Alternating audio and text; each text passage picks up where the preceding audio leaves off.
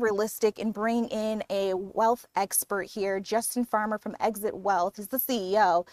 Justin, it's kind of hard hearing the White House be so open-minded and optimistic about what's happening here, but then we look at the market. So let me ask you to weigh in.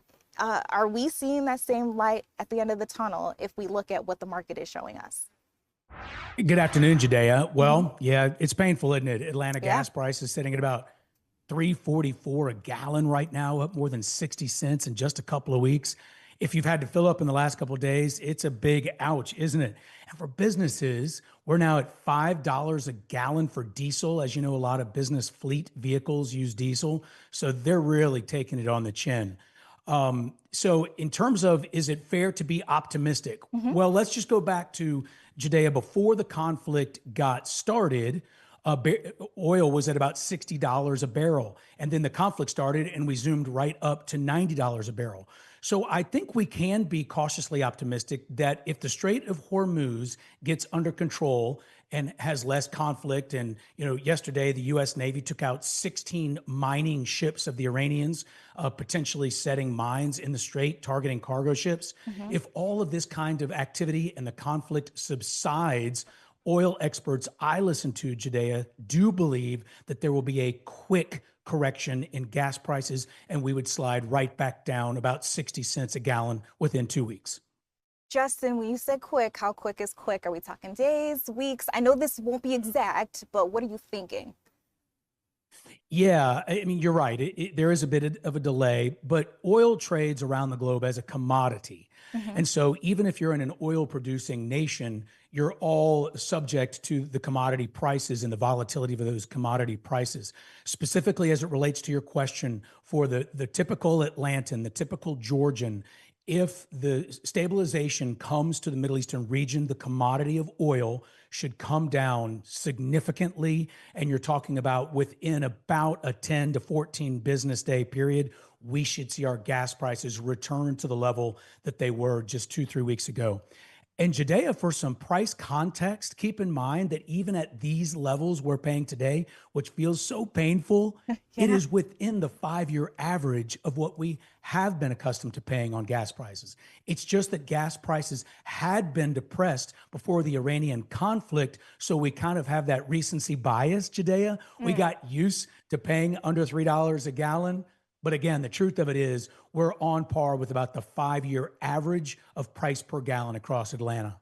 Justin, wasn't it sweet when we were seeing about, I think the last time I filled up before everything happened, it was like 270 something. I don't know when I'll see that number again.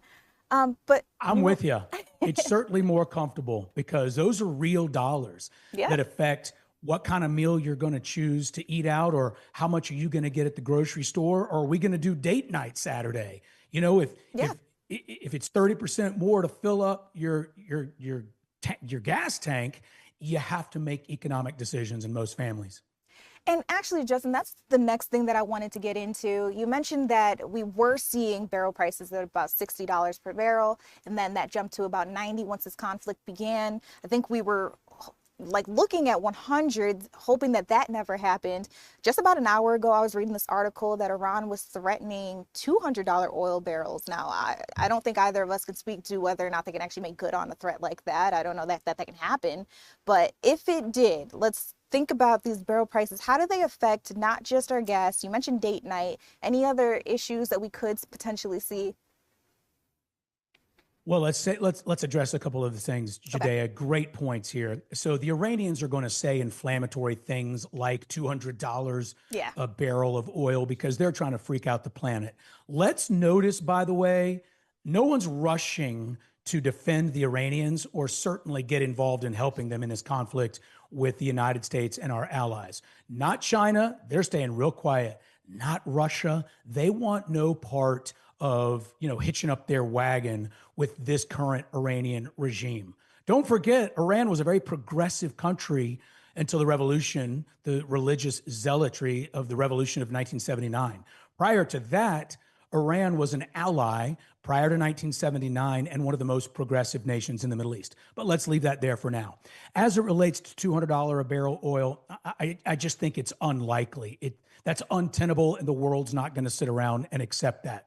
But even at $100 or $110 or $120 a barrel for oil, it is a big strain on not just the US, but the total global economy, because it's not just what we pay to fill up our cars, trucks, minivans, whatever, it's businesses. So imagine if you were in the logistics game and you're driving around packages, or you're a gig worker for Uber or Lyft and you're driving around people. Now your profitability, your margin for profitability in your business is getting squeezed. Now imagine you're Delta Airlines or Southwest or American Airlines. Same exact concept. They're paying more for gasoline, so they're less profitable for every airplane that takes off and lands. So for all sorts of businesses moving all sorts of goods around the globe, when oil is more expensive, the cost to do business is simply more expensive. Justin, I have really enjoyed getting to pick your brain. I like the way that you kind of bring this down to the level where all of us can understand, no matter what it is that you do for work or whatever education level it is that you may have. This makes sense. And this is the kind of, I think, important storytelling that we do need to keep doing. So I appreciate your time here on Fox 5 News Live. I'll let you go, though. And Judayah, thank you.